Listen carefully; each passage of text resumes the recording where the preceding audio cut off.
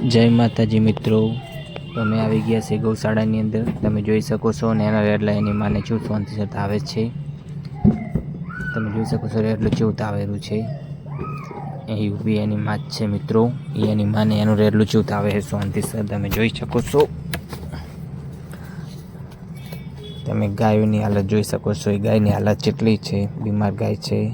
એક આ સાઈડ બેઠી, એક આ ગાય પડી, એનું રેડલું એની પાસે જ બેઠું છે. એ ગાય હવે દેવ થાય એમ લાગે છે. એ લાગતું નથી રોબા સમય સુધી જીવી શકે.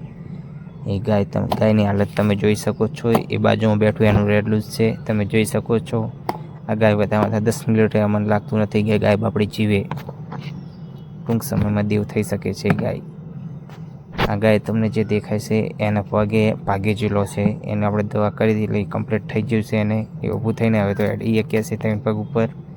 એ પણ તમને વિડીયોમાં બતાવ્યું હતું આપણે કેટલી વાર. આ આખલો એવો છે, મારવા આવે છે. એને એસિડ નાખેલું હોય કોઈ કહેતા. તમે જોઈ શકો છો એનો કા આ મારવા આવે છે. કોઈ ગેરંટી ના કહેવાય. આખલો મારે તો ચેક જો મારવા આવે ને કહેતા પહેલાં તો આપણે નાખલો જ આખું રેવું સારું આખલાથી. તમે જોઈ શકો છો મિત્રો બીજી ગાયોની હાલત જેવી છે. આ ગાય 3 પગવાળી છે. પગ એનું આપણે અડધો પગ કટિંગ કરેલો છે ઓપરેશન કરીને. એનું ભાગી ગયો તો અડધો કપાઈ ગયો તો એ ટાઈપનું હતું. એટલે આપણે એનો પગ ટોકા લઈને કમ્પ્લીટ કરી નાખેલું છે. એનો પગ તમે જોઈ શકો છો. 3 પગવાળી ગાય રહી. તમે ગાયની હાલત જોઈ શકો છો મિત્રો. ગાય ચી ટાઈપની છે. આ ગાય ઊભી થઈ શકતી નથી. આ ગાય બેઠી રહેશે અમને આમ. એટલી નરમ છે. તમે જુઓ. ગાય માટે લાઈક કરજો, શેર કરજો, સબસ્ક્રાઈબ કરવાનું ભૂલતા નહીં. ગૌ માતા અને રાષ્ટ્રમાતા તો બનાવવાની જ છે. એના માટે વિડીયો શેર જરૂરથી કરજો મિત્રો. સબસ્ક્રાઈબ કરજો મારી ચેનલને.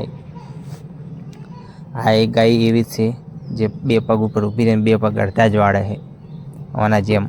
એ આગલા છે અને પાછલા છે એવું છે 2 ગાયો. તમે જોઈ શકો છો ગાયોની હાલત ચી ટાઈપની છે મિત્રો. આ ગાય ચી ટાઈપની ઊભી રહે જોઈ શકો છો તમે. આગલા પગ કમ્પ્લીટ, પાછલા પગ અડધા વળે. પેલી ગાય જે તમને બતાવી બેઠી હતી એને આગલે નહીં એવું પાછલામાં હતું. આ 2 ગાયો એક જેવી છે. તમે જોઈ શકો છો ગાયું. આયરી ગાય આગલા પગ એના વળેલા, પાછલા કમ્પ્લીટ. પેલી ગાયને બતાવી તમને એ તમે વિડીયોમાં જોયું એવું જ. આ ગાયની એવી જ હાલત છે. એ પણ તમને વિડીયોમાં બતાવી તમે. અને રંપી વાર જેવી અસર છે આ ગાયને. તમે જોઈ શકો છો. આ પણ બાપડું ઊભું થઈ શકતું નથી. અને હાલત એવી છે. તમે જોઈ શકો છો મિત્રો. તો ગાય ભૂખીને તરસી પોય બેહી રહે. તમે એની હાલત જુઓ. એ ઊભી થઈ શકે નહીં. આપણે બીમાર ગાયની સેવા કરે જેટલી થાય એટલી. હા, ચક બજારમાં કે ચક ખેતરની અંદર કે ચક ગામડે બેઠે શું હાલત થાય. અને મોટે ગોઠી ટાઈપની થઈ રહી છે. તમે જોઈ શકો છો. 2 સાઈડ ગોઠું છે એને. આ જે બેઠેલી ગાય હોય એ ઊભી થઈ શકતી ના હોય. એમની હાલત કેટલી ગંભીર હોય. આ આખલો છે તમે જોઈ શકો છો. અને પણ તકલીફવાળું જ કામ છે. તમે જુઓ. અરે એટલે જેવો નરમ છે બધા. આ બધા માયા વગરના નોનપણમાં જેનો જન્મ થાય ને માયું મરી જાય એ ટાઈપના જ છે. જો તમને એક વિડીયોમાં બતાવ્યું કે આપણે દૂધ વંચી ટાઈપનું પાવે છે. આ ખોરાક તો બહુ ખાય નહીં. દૂધ ઉપર હોય એટલે આપણે દૂધે પાવે છે. આપણે નહીં પાતા એમ નહીં. તમે જોઈ શકો છો ને એના રેડલો. આ 4 રેડલો માયા વગરના છે. પણ એક ગાય દેવો 2 હાલત થઈ ગઈ. તમને વિડીયોમાં બતાવ્યું હતું. એ ટોટલ 5 થયા આપણે આવા ને એના રેડલો. કાયમ સંખ્યા ને એના રેડલાની વધે છે. બીજા બોટની અંદર મિલ આપણે જે હાજી ગાયું છે, હાજર રેડલા છે. પણ એમાં બીજી મોટી ગાય હોય એટલે મારે ખાવા ના મળે. એટલે અને દૂધ પાઈને આપણે પહેલાં તો મોટા કરવાના, પછી બીજે મેળવાના. બીજા વોટની અંદર આપણે ગૌશાળામાં ઓછામાં 4-5 હજાર જેવી ગાયું છે. પણ આપણે તમને બતાવવા છે ખાલી એક બીમાર ગાયું છે. તમે એક આધા વિડીયોમાં બતાવી હશે. તમને નહીં બતાવ્યું એમ નહીં. તમે જોયું હોય તો એક આધા વિડીયોમાં આપણે જોઈ નાખજો આપણે ચેનલની અંદર વિડીયોમાં કે તમને બતાવેલો છે. આખા વિડીયો બનાવેલા છે આપણે ગૌશાળા ઉપર. તમે જુઓ. નેના રેડલા જેવો શાંતિ સળો બેઠા છે. અને તમે જોઈ શકો છો આ કૂતરાવાનું કોણ બટકા ભરીને કાપેલો છે.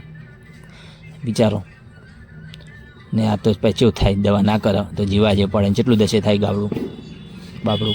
આપણે તો કોઈક થાય આપણે ફટકર દવાખાને દોડીને જાય. તાવ આવતો માથું દુખતું, પેટમાં દુખતું હોય પણ આચો જાય.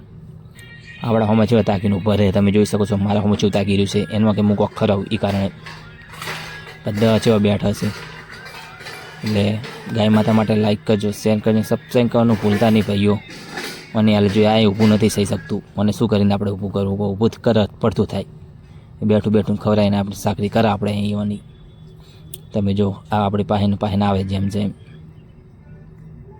જો તમે આ ચેવું શાંતિસર બેઠા છે. જય ગૌ માતા, જય રાષ્ટ્ર માતા.